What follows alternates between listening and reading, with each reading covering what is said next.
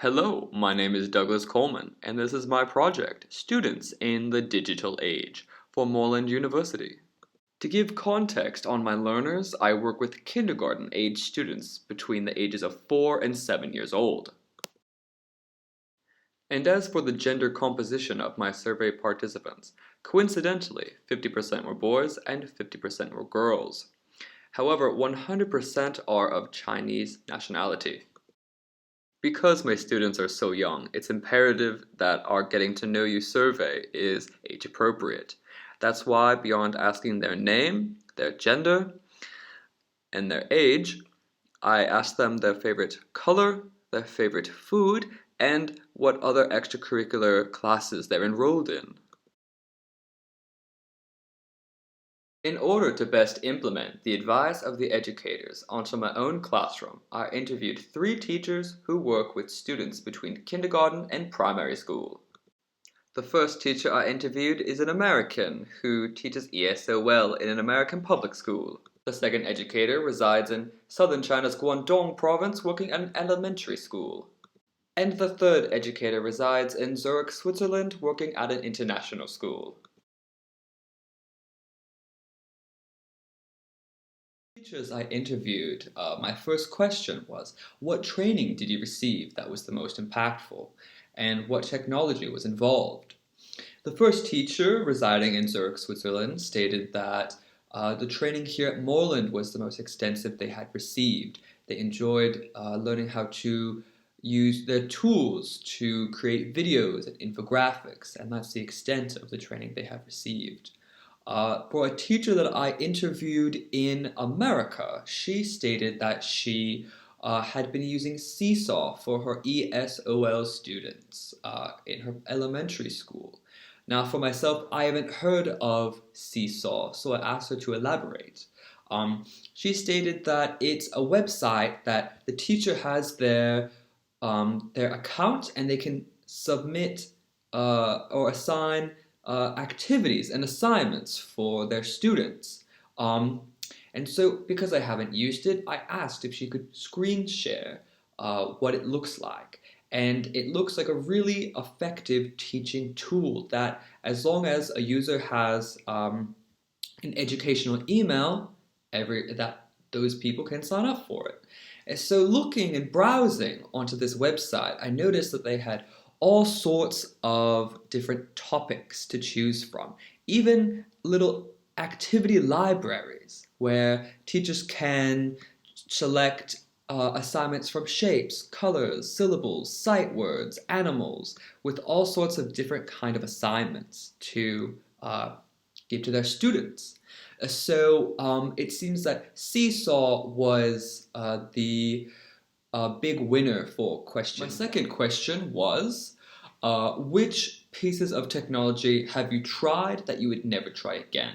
All 3 of the participants stated that SurveyMonkey was not something they would want to use again due to user design issues.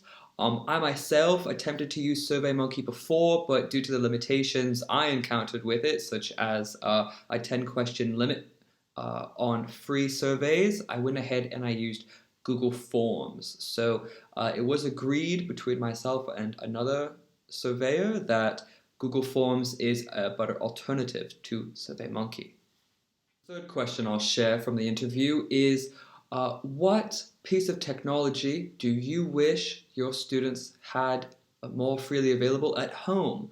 One of the teachers at the international school stated that her students have free access to any sort of technology at home and have multiple forms, so that isn't necessarily an issue.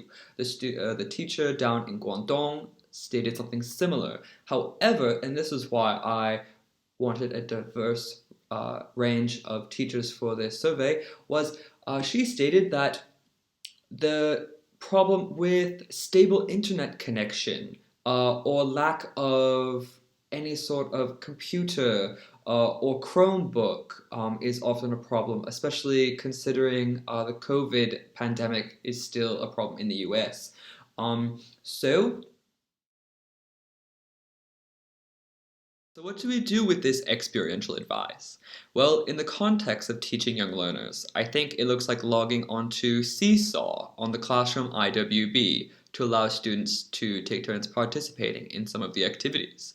For example, an assignment I saw instructed students to unscramble common sight words such as the and.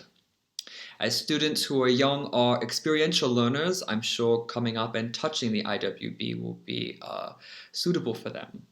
And for students who are older, I think the use of home classroom platforms such as ClassDojo or Seesaw can be effective, as parents can leave comments or share feedback. However, this presents issues for students whose parents lack target language knowledge or computer literacy skills. This also can present further restrictions for financially in need students, such as in American public schools, who lack home internet connection or state issued Chromebooks. For English language learners who don't meet lesson aims, one way to resolve this problem is to set aside classroom time for them to practice with supervision and assign similar tasks to solidify classroom content at home.